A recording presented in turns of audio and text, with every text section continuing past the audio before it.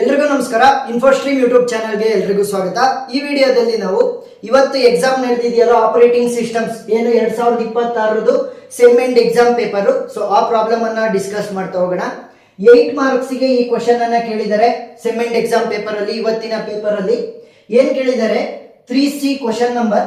Consider the set of 3 processes. 3 process ಗಳನ್ನ ಕೊಟ್ಟಿದ್ದಾರೆ. whose arrival time and burst time is given. ಅವುಗಳ respective arrival time ಮತ್ತೆ burst time ಅನ್ನ ಕೊಟ್ಟಿದ್ದಾರೆ.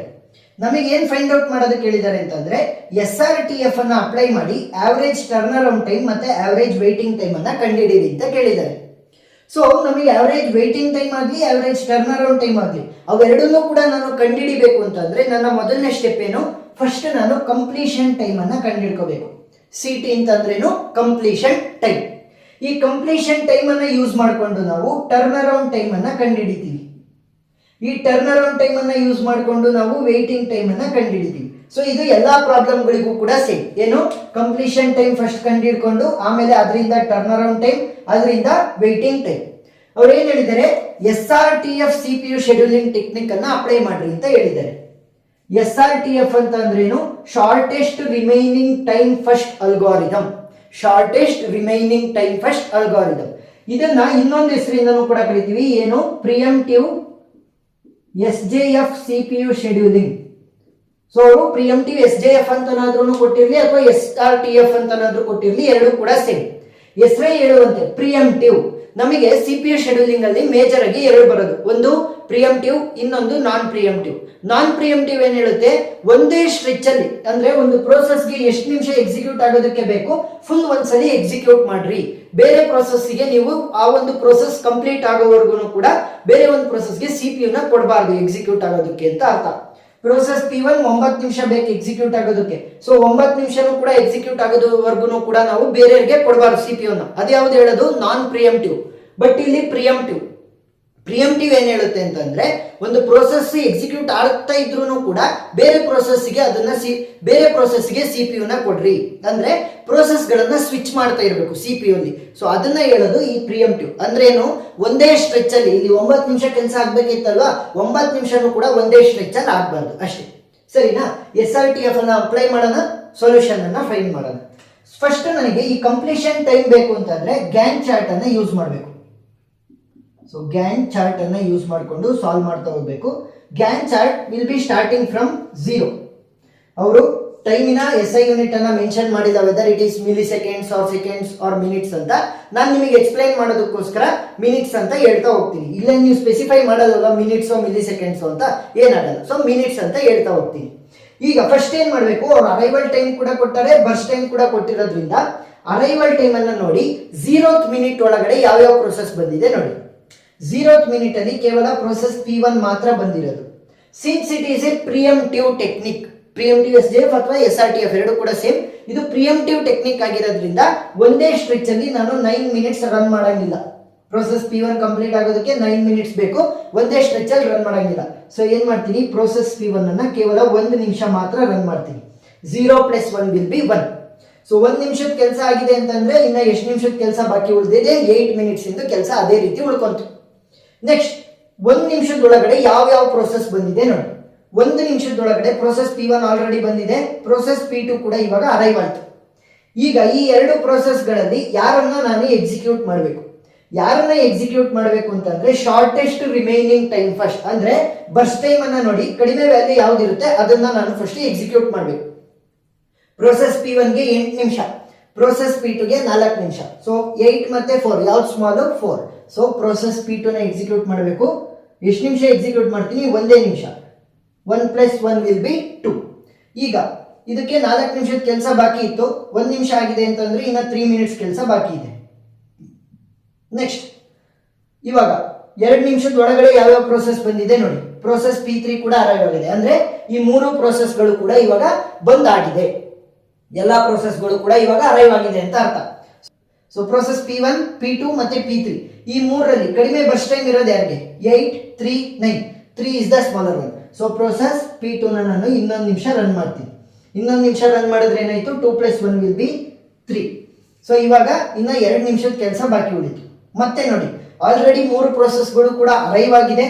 ನೀವು ಬರ್ಸ್ಟ್ ಟೈಮ್ ಅನ್ನ ನೋಡಿದ್ರೆ 8 to 9 ಮತ್ತೆ ಇದಕ್ಕೆ ಪ್ರಿಫರೆನ್ಸ್ ಸಿಗುತ್ತೆ ಎಕ್ಸಿಕ್ಯೂಟ್ ಆಗೋದಕ್ಕೆ.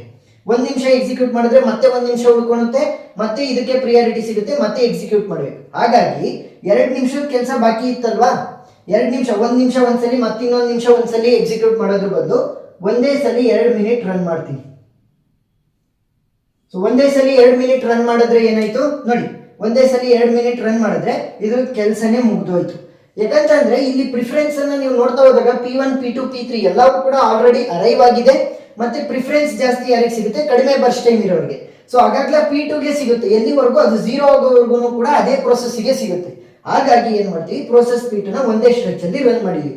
ನೀವು ಇನ್ನೂ ಒಂದು ಬರೀಬಹುದು, ಏನು ಪ್ರೋಸೆಸ್ P3 4 ನಿಮಿಷದ ಕೆಲಸ ಇತ್ತಲ್ವಾ, ನೀವು ಒಂದೇ ಸಲಿನೂ ರನ್ ಮಾಡಬಹುದು. ಅಂದ್ರೆ ಏನು, ಪ್ರೋಸೆಸ್ P2 ನ ಇಲ್ಲಿ 1 ನಿಮಿಷ, ಇಲ್ಲಿ 1 ನಿಮಿಷ, ಇಲ್ಲಿ 3 ನಿಮಿಷ ರನ್, ಇಲ್ಲಿ 1 ನಿಮಿಷ, ಇಲ್ಲಿ 1 ನಿಮಿಷ, ಇಲ್ಲಿ 2 ನಿಮಿಷ ರನ್ ಮಾಡಿದೀನಿ. ಅದ್ರ ಬದಲು ಏನ್ ಮಾಡ್ಬೋದಿತ್ತು, ಪ್ರಿಫರೆನ್ಸ್ ಜಾಸ್ತಿ P2ಗೆ ಇದೆ ಅಂತ ಗೊತ್ತಾದ ತಕ್ಷಣ ನೀವು 4 ಮಿನಿಟ್ ಒಂದೇ ಸಲಿ ರನ್ ಮಾಡ್ಬೋದು, ಏನಾಗ್ತಿರ್ಲಿಲ್ಲ.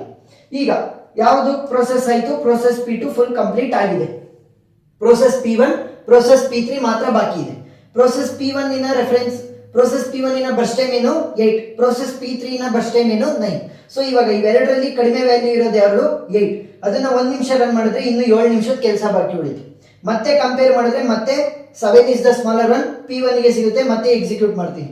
ಮತ್ತೆ 6, ಮತ್ತೆ ಸ್ಮಾಲ್ ನಂಬರ್ ಇಸ್ 6, ಮತ್ತೆ P1 ಗೆ. ಹಾಗಾಗಿ ಅದಾಗ್ಲ ಒಂದೊಂದು ಸಲ 1 ನಿಮಿಷ 1 ನಿಮಿಷ 1 ನಿಮಿಷ ಎಕ್ಸಿಕ್ಯೂಟ್ ಮಾಡೋದ್ರ ಬಂದು 8 ನಿಮಿಷ ಒಂದೇ ಸಲ ರನ್ ಮಾಡ್ತೀನಿ. ಪ್ರೋಸೆಸ್ P1 8 ನಿಮಿಷ ರನ್ ಮಾಡಿದ್ರೆ 5 + 8 ಅಂತ ಅಂದ್ರೆ ಎಷ್ಟಾಯ್ತು, 13 ಆಯ್ತು. ಸರಿನಾ? ಹಾಗಾಗ್ಲೇ ನಾವು ಎಕ್ಸಿಕ್ಯೂಟ್ 1 ನಿಮಿಷ ಮಾಡೋದ್ರ ಬದಲು ಪ್ರಿಫರೆನ್ಸ್ ಜಾಸ್ತಿ ಇದಕ್ಕೆ ಇದೆ, ಹಾಗಾಗ್ಲೇ ಇದನ್ನೇ ಎಕ್ಸಿಕ್ಯೂಟ್ ಮಾಡಬೇಕು ಅಂತ ಗೊತ್ತಾದಾಗ ಏನ್ ಮಾಡ್ತೀವಿ, ಒಂದೇ ಸಲ ರನ್ ಮಾಡ್ತೀವಿ. ಯಾವಾಗ ಎಲ್ಲಾ ಪ್ರೊಸೆಸ್ ಫಸ್ಟ್ ಅರೈವ್ ಆಗಿರ್ಬೇಕು. ನೆಕ್ಸ್ಟ್ ಪ್ರೋಸೆಸ್ P1 ಆಯ್ತು, P2 ಆಯ್ತು, ಇನ್ನ P3 ಮಾತ್ರ ಬಾಕಿ ಇದೆ. ಸೊ P3 ಇದು ಇನ್ನ 9 ನಿಮಿಷದ ಕೆಲಸ ಇದೆ, ಒಂದೇ ಸಲ ರನ್ ಮಾಡೋಣ. 13 + 9 ಅಂತಂದ್ರೆ ಎಷ್ಟಾಗುತ್ತೆ, 22. ಯಾಕೆ ಇಲ್ಲಿ 9 ಮಿನಿಟ್ ಅನ್ನ ಒಂದೇ ಸಲ ರನ್ ಮಾಡಿದ್ದು ಅಂದ್ರೆ, ಒಂದೇ ಒಂದು ಪ್ರೋಸೆಸ್ ಇದ್ದಿದ್ದು ಅದನ್ನ 1 minute 1 minute 1 minute 1 minute 1 minute ಅಂತ 9 ಸಲ ರನ್ ಮಾಡೋದ್ರ ಬದಲು 9 ನಿಮಿಷ ಒಂದೇ ಸಲ ರನ್ ಮಾಡಿದ್ದೀನಿ. ಕೇವಲ ಒಂದೇ ಪ್ರೋಸೆಸ್ ಅಲ್ಲ, ಅದಕ್ಕೆ ಪ್ರಿಫರೆನ್ಸ್ ಸಿಗಬೇಕು. ಹಾಗಾಗಿ ಈಗ ಈ ಆನ್ಸರ್ ಕರೆಕ್ಟ್ ಇದೆಯಾ ಇಲ್ವಾ ಅಂತ ಯಾವ ರೀತಿ ಚೆಕ್ ಮಾಡೋದು, ಇಲ್ಲಿ ಲಾಸ್ಟ್ ಆಗಿ ಬಂದಿರೋದು 22, ನಮಗೆ ಬರ್ಸ್ಟ್ ಟೈಮ್ ಅನ್ನ ಆಡ್ ಮಾಡಿದ್ರು ಕೂಡ 22 ಬರಬೇಕು. 9 + 9 ವಿಲ್ ಬಿ 18, 18 + 4 is 22, ಇಲ್ಲೂ 22, ಇಲ್ಲೂ 22. ಸೊ ಪ್ರಾಬ್ಲಮ್ ಕರೆಕ್ಟ್ ಇದೆ. ಇದನ್ನ ಯೂಸ್ ಮಾಡ್ಕೊಂಡು ಇವಾಗ ಕಂಪ್ಲೀಷನ್ ಟೈಮ್ ಅನ್ನ ಬರೆಯೋಣ. ಸೊ ಪ್ರೋಸೆಸ್ P1 ಶುರುವಾಗಿದ್ದು 0th ಮಿನಿಟ್, ಕಂಪ್ಲೀಟ್ ಆಗಿದೆ ಅವಾಗ 13th ಮಿನಿಟ್. ಕಂಪ್ಲೀಷನ್ ಟೈಮ್ ಅಂದ್ರೇನು, ಒಂದು ಪ್ರೋಸೆಸ್ ಅದರ ಫುಲ್ ಎಕ್ಸಿಕ್ಯೂಷನ್ ಆದಂತ time. So process P1 full execute ಆಗಿದ್ದು 13th ಮಿನಿಟ್ ಅಲ್ಲಿ. ಪ್ರೋಸೆಸ್ P2 ಶುರುವಾಗಿದ್ದು 1st ಮಿನಿಟ್ ಬಟ್ ಕಂಪ್ಲೀಟ್ ಆಗಿದ್ದು 5th minute. Process P3 complete ಆಗಿದೆ ಅವಾಗ 22nd ಮಿನಿಟ್. ಈಗ ಟರ್ನ್ ಅರೌಂಡ್ ಟೈಮ್ ಅನ್ನ ಕಂಡುಹಿಡಿಯೋಣ. ಟರ್ನ್ ಅರೌಂಡ್ ಟೈಮ್ ಅಂತಂದ್ರೇನು, completion time minus arrival time. Completion time ನಮಗೆ ಗೊತ್ತಿದೆ, ಅರೈವಲ್ ಟೈಮ್ ಕೊಟ್ಟಿದ್ದಾರೆ. 13 - 0 13, 5 - 1 4, 22 - 2 20. Next waiting time. Waiting time will be equal to turnaround time minus burst time. Turnaround time ಕಂಡುಹಿಡ್ಕೊಂಡಿದೀವಿ, burst time already ಕೊಟ್ಟಿದ್ದಾರೆ, initial burst time ಇದು 9 4 9. 13 - 9 ಏನಾಗುತ್ತೆ 4, 4 - 4 ಏನಾಗುತ್ತೆ 0, 20 - 9 ಎಷ್ಟಾಯ್ತು 11. ಈಗ ಟರ್ನ್ ಅರೌಂಡ್ ಟೈಮ್ ಕೂಡ ಗೊತ್ತಿದೆ, ವೇಟಿಂಗ್ ಟೈಮ್ ಕೂಡ ಗೊತ್ತಿದೆ. ಅವ್ರು ಕೇಳಿರುವಂತ ಆವರೇಜ್ ಟರ್ನ್ ಅರೌಂಡ್ ಟೈಮ್ ಮತ್ತೆ ಆವರೇಜ್ ವೇಟಿಂಗ್ ಟೈಮ್ ಅನ್ನ ಕಂಡುಹಿಡಿಯೋಣ. Therefore average turnaround time will be equal to, turnaround time average ಯಾವ ರೀತಿ ಕಂಡುಹಿಡಿದ್ರೆ ಅಷ್ಟನ್ನು ಕೂಡ ಆಡ್ ಮಾಡಿ, 13 4 ಮತ್ತೆ 20 ಅನ್ನು 13 + 4 + 20 ಡಿವೈಡೆಡ್ ಬೈ ಎಷ್ಟು ಪ್ರೋಸೆಸ್ ಇರೋದು, total 3 process. So divided by 3. So ಏನಾಗುತ್ತೆ 20 + 4 ಅಂದ್ರೆ 24, 24 + 3 ಅಂತ ಅಂದ್ರೆ 27, 27 + 10 ಅಂತ ಅಂದ್ರೆ 37. So 37 divided by 3. ಸೊ ಈ ರೀತಿ ಫ್ರಾಕ್ಷನಲ್ ಇಟ್ರು ನಡೆಯುತ್ತೆ, ಸಿಂಪ್ಲಿಫೈ ಮಾಡೋದ್ರೂ ಆಯ್ತು. ನೆಕ್ಸ್ಟ್ ಲಾಸ್ಟ್ ಒನ್ ಯಾವುದು, ಆವರೇಜ್ ವೇಟಿಂಗ್ ಟೈಮ್ ಅನ್ನ ಕಂಡುಹಿಡಿಯೋಣ. Average waiting time will be equal to, waiting time column ಅಲ್ಲಿ ಇರುವಂತಹ ವ್ಯಾಲ್ಯೂಗಳನ್ನ ಆಡ್ ಮಾಡಿ. 4 + 0 + 11 ಡಿವೈಡೆಡ್ ಬೈ 3. 3 ಯಾಕೆ, ಟೋಟಲ್ 3 ಪ್ರೋಸೆಸ್ಗಳು ಇರೋದು. 11 + 4 ಅಂತಂದ್ರೆ 15 divided by 3. 3 1s are 3 5s are 15. Average waiting time is 5. Average turnaround time is 37 divided by 3. ಇದನ್ನ ನೀವು ಡೆಸಿಮಲ್ ಅಲ್ಲೂ ಕೂಡ ಇಡಬಹುದು. ಸೊ ಅವ್ರು ಕೇಳಿದಂಥ ಪ್ರಾಬ್ಲಮ್ಗೆ ಸೊಲ್ಯೂಷನ್ ಅನ್ನ ಮಾಡಿದೀವಿ. ಏನಾದ್ರೂ ಡೌಟ್ ಇದ್ರೆ ಕಮೆಂಟ್ ಸೆಕ್ಷನ್ ಅಲ್ಲಿ ತಿಳಿಸಿ, ನಾನು ಕ್ಲಾರಿಫೈ ಮಾಡ್ತೀನಿ. ಫುಲ್ ಪ್ಲೇ ಲಿಸ್ಟ್ ಆಪರೇಟಿಂಗ್ ಸಿಸ್ಟಮ್ದಾಗಿರಲಿ, CPU ಶೆಡ್ಯೂಲಿಂಗ್ ಆಗಿರಲಿ, ಎಲ್ಲಾದ್ರೂ ಕೂಡ ಡಿಸ್ಕ್ರಿಪ್ಷನ್ ಅಲ್ಲಿ ಲಿಂಕ್ ಇರುತ್ತೆ, ನೀವು ನೋಡ್ಬೋದು. ಸೊ ವಿಡಿಯೋ ಇಷ್ಟ ಆಗಿದ್ರೆ ಸಬ್ಸ್ಕ್ರೈಬ್ ಆಗೋದನ್ನ ಮರಿಬೇಡಿ. Thank you.